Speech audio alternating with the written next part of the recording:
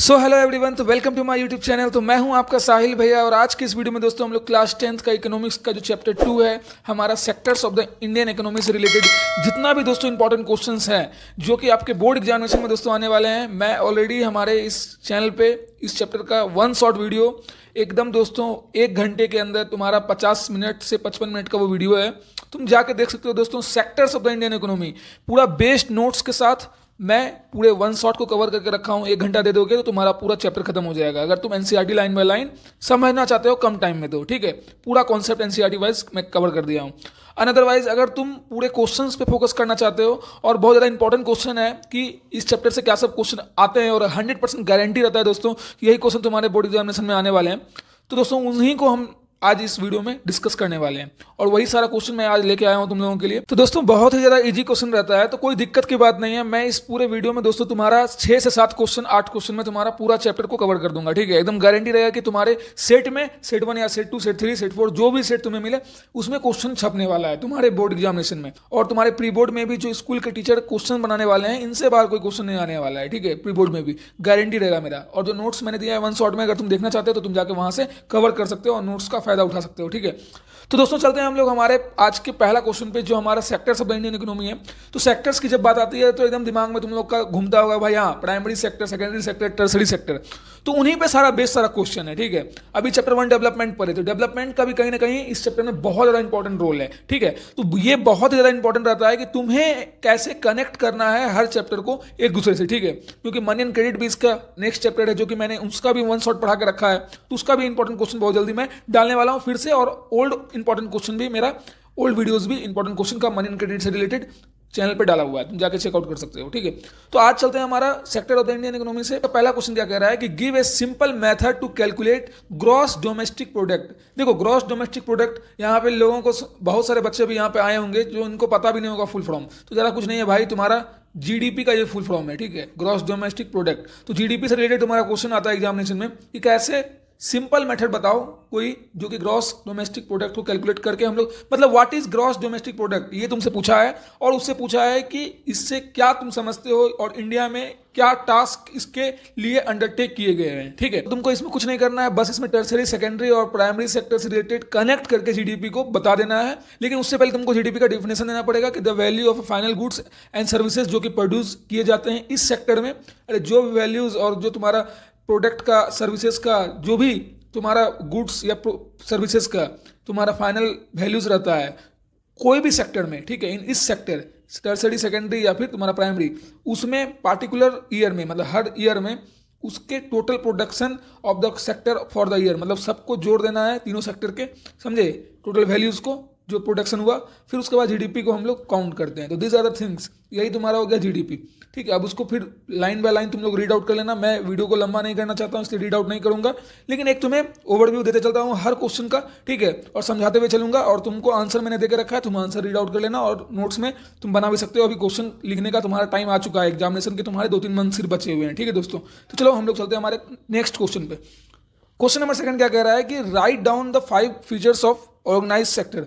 तुम्हें यहाँ पे कुछ नहीं, ऑर्गेनाइज सेक्टर और अनऑर्गेनाइज सेक्टर से रिलेटेड क्वेश्चंस आते हैं, ठीक है। या तो डिस्टिन्यूज करने के लिए आ जाएगा या तो तुम्हें इसका फीचर लिखने के लिए आ जाएगा। तो बहुत ज़्यादा इंपॉर्टेंट रहता है भाई, एकदम सीबीएसई ना तुम्हारा भाई पूछता ही है क्वेश्चन। देखो ये भी क्वेश्चन तुम्हारा पहला था जीडीपी से रिलेटेड जो कि सीबीएसई पूछता था, और ये भी तुम्हारा एक ऑर्गेनाइज सेक्टर से रिलेटेड फीचर बताइए, या फिर ऑर्गेनाइज या फिर अनऑर्गेनाइज से रिलेटेड तुमको देना पड़ेगा डिस्टिन्यूज। तो कुछ नहीं करना है, उसके फीचर को दोनों को डिस्टिन्यूज में भी लिख देना है, या फिर अगर इंडिविजुअली पूछ रहा है सिर्फ ऑर्गेनाइज के बारे में तो उसके बारे में लिखो, या फिर अनऑर्गेनाइज के बारे में पूछ रहा है तो अनऑर्गेनाइज के बारे में लिखो, ठीक है।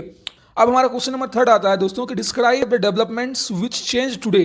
अभी के जनरेशन में जो डेवलपमेंट है वो बहुत ज़्यादा चेंजेस तुमको देखने को मिल रहा होगा। Developing countries from farming nation to nation depending on tertiary sector. देखो यहाँ पे समझने की कोशिश करना पड़ेगा तुमको कि खेती बाड़ी कैसे इंपॉर्टेंट रोल प्ले कर रहा है टर्सरी सेक्टर पे निर्भर भी करते हुए, तुमको ये चीज़ दर्शाना है, ठीक है। तो बहुत इंपॉर्टेंट है, डेवलपमेंट चैप्टर का भी यहाँ पे बहुत बड़ा रोल आएगा इसको एक्सप्लेन करने में। तो इजी पॉइंट तुमको लिखना है, तो एकदम इजी से इजीएस्ट लैंग्वेज में मैंने यहाँ पे 5 पॉइंट देकर रखा है, तो तुम्हें एकदम याद रहना चाहिए, ठीक है।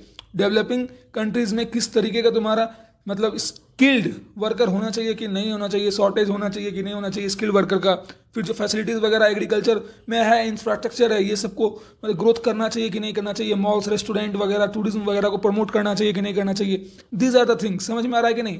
लास्ट के 35 साल से कंपेयर करते हुए मैंने अपने टाइम में भी इस तरीके से बनाया था इस क्वेश्चन का आंसर, ठीक है। तो उसी का सेम टू सेम अपने नोट से मैंने इस क्वेश्चन को लिया है, ठीक है। तो तुम्हें एकदम पता होना चाहिए। तो दोस्तों हमारा क्वेश्चन नंबर 4 क्या कह रहा है कि एक्सप्लेन करना है तुम्हें 5 फीचर ऑफ अनऑर्गेनाइज सेक्टर से रिलेटेड, ठीक है। तो बहुत ज्यादा इंपॉर्टेंट क्वेश्चन है दोस्तों। अभी तुमको तुरंत हम बोले थे कि ऑर्गेनाइज सेक्टर की जब बात आएगी डिस्टिंग्विश करने के लिए, तो तुमको अनऑर्गेनाइज सेक्टर से डिस्टिंग्विश करना पड़ेगा, डिफरेंस उसके बीच में बताना पड़ेगा, तो उसके फीचर के बीच में तुमको डिफरेंस बताना पड़ेगा। तो वही चीज लिखना है, कोई दिक्कत नहीं है। लिखने का तरीका एकदम तुम्हारा सेम होना चाहिए। समझ में आया कि नहीं?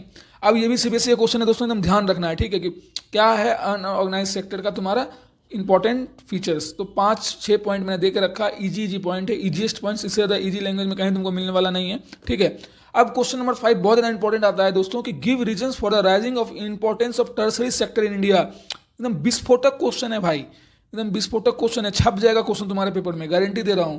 एकदम आता ही है कि इंपॉर्टेंस ऑफ टर्सरी सेक्टर को दिखाते हुए कोई भी एक आर्ग्यूमेंट दे देगा तुमको कि इंडिया का ऐसे डेवलपमेंट हो रहा है, तो उसमें टर्सरी सेक्टर का ऐसे डिपेंडेंस है, तो किस तरीके से इंपॉर्टेंस रोल प्ले कर रहा है इंडिया में डेवलपमेंट का, जो राइजिंग एक जो तुम्हारा समझ रहे हो टर्सरी सेक्टर किस तरीके से उभर के सामने आ रहा है, डेवलपमेंट में कैसे हिस्सा ले रहा है भारत के विकास में, ठीक है। तो तुमको ये चीज को एक्सप्लेन करना है। तो दोस्तों यहाँ पे मैंने 5 पॉइंट देकर रखे हैं, बहुत ज्यादा इंपॉर्टेंट एकदम है ये पांचों पॉइंट। तुम एक बार रीड आउट कर लेना, जो तुमको छांटना हो उससे कंक्लूजन निकले, तुम 3 से 4 लाइन तुम शॉर्ट में भी क्रिएट कर सकते हो। एकदम इसको समझ लेना, बहुत ज्यादा इंपॉर्टेंट क्वेश्चन है भाई, मैं गारंटी दे रहा हूँ कि क्वेश्चन एग्जामिनेशन में आने वाला है, ठीक है।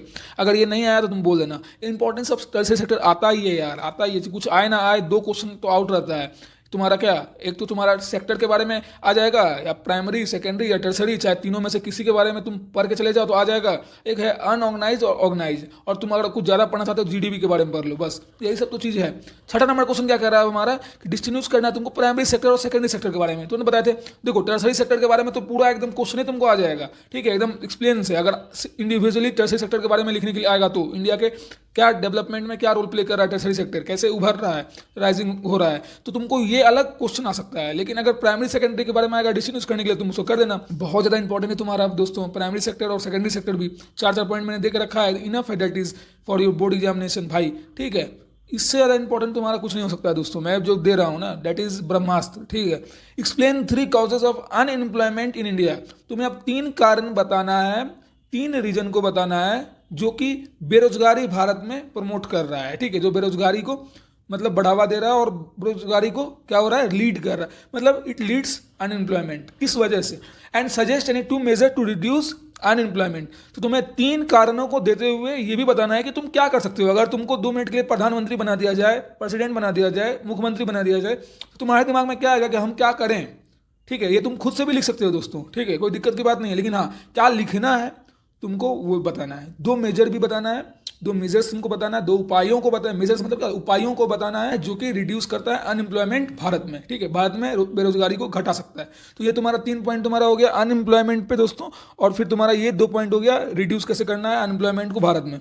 अब हमारा लास्ट क्वेश्चन आता है दोस्तों, इस चैप्टर का बहुत ज्यादा इंपॉर्टेंट क्वेश्चन है भाई, बहुत ज्यादा एकदम, कि contribution of employment and GDP कैसे इंडियन इकोनॉमी पे तुम्हारा डाल रहा है, effect of employment and GDP on the Indian economy. भारतीय अर्थशास्त्र में देखो समझने की कोशिश करो, भारत का जो आर्थिक स्थिति है इस पे कैसे जीडीपी ग्रॉस डोमेस्टिक प्रोडक्ट और तुम्हारा एम्प्लॉयमेंट, तुम्हारा जो रोजगार का जो तुम्हारा दर है, ठीक है, और जो रोजगार मिलने का जो कैपेसिटी है, बेरोजगारी इतना जो छा रहा है, अगर बेरोजगारी ना होकर के अगर एम्प्लॉयमेंट का रेट बढ़ जाए और जीडीपी तुम्हारा कैसे, ये दोनों चीज जो है भारत में भारत के आर्थिक व्यवस्था को, आर्थिक स्थिति को कैसे मजबूत कर सकता है। तो दैट इज द थिंग्स, तुम्हें यही चीज बताना है और कंपेयर करते हुए इस चीज को लिखना है। इन बीते सालों में यहाँ पे बच्चे क्या करेंगे पता है, खुद से कुछ लिखने लगेंगे कंपेयर करते हुए, अरे लिखना, लेकिन तुम इंपॉर्टेंट यहाँ क्या कर रहा है, कंपेयर करके दिखाना है कि अभी तक में क्या कंट्रीब्यूशन, क्वेश्चन पर हो, कंट्रीब्यूशन का मतलब वो है क्या कि अभी तक में क्या योगदान दिया है भारत सरकार ने। भारत में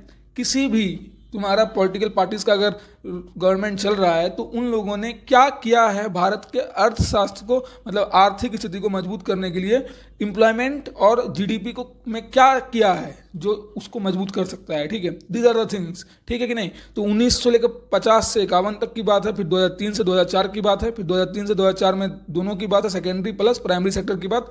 फिर तुम्हारा क्या क्या कंट्रीब्यूशन है इधर साइड, देखो जीडीपी के लिए तुम्हारा 3 कंट्रीब्यूशन मैंने देकर रखा है और 2 कंट्रीब्यूशन तुम्हारा क्या है, एम्प्लॉयमेंट के लिए। तो दीज आर द थिंग जो तुम्हारे एनसीईआरटी में है वही तुमको लिखना है, दैट्स बस सिंपल फंडा। ठीक है, और अगर तुम कंट्रीब्यूशन जानते हो, तुम्हें अगर इंटरेस्ट है कि भाई अभी क्या हो रहा है रिसेंट में, क्या कंट्रीब्यूशन हमारा जो रिसेंट का तुम्हारा जो पॉलिटिकल पार्टीज है या फिर कोई गवर्नमेंट कोई सरकार जो हमारा जैसे कि बीजेपी चला रहा है या एनडीए का सरकार चल रहा है, तो उन्होंने क्या किया है, भारत सरकार के योगदान में क्या कंट्रीब्यूशन निभाया है पिछले 10 सालों में, तो तुम वो भी लिख सकते हो अगर you have a capability to write. ठीक है, अगर नहीं है तो तुम इसको डायरेक्ट याद करके जाओ जो एनसीईआरटी में है। ठीक है, कोई दिक्कत की बात नहीं है, तुम लिख सकते हो कनेक्ट करके जो अभी प्रेजेंट में हो रहा है वो भी। ठीक है, तो दोस्तों यही था तुम्हारा most important questions from the sectors of Indian economy, मतलब भारत के अर्थव्यवस्था में कैसे सेक्टर्स इंपॉर्टेंट रोल निभा रहा है, कैसे बहुत ज़्यादा ही इंपॉर्टेंट भूमिका निभा रही है, तो तुम्हें यही बताना था। ठीक है, इस पूरे चैप्टर में तो बस ओवरऑल सब घुमा फिरा के GDP, primary sector, secondary sector, tertiary sector, फिर अनऑर्गेनाइज सेक्टर,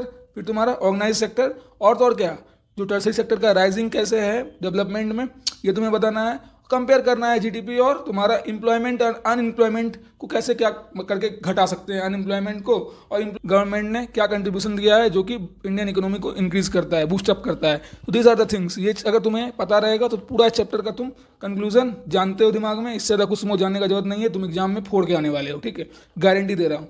तो दोस्तों मिलते हैं नेक्स्ट वीडियो में, most important questions next chapter money and credits को लेकर के आऊंगा मैं फिर से। तो दोस्तों मिलते हैं नेक्स्ट वीडियो में। Thank you and have a nice day. Thank you.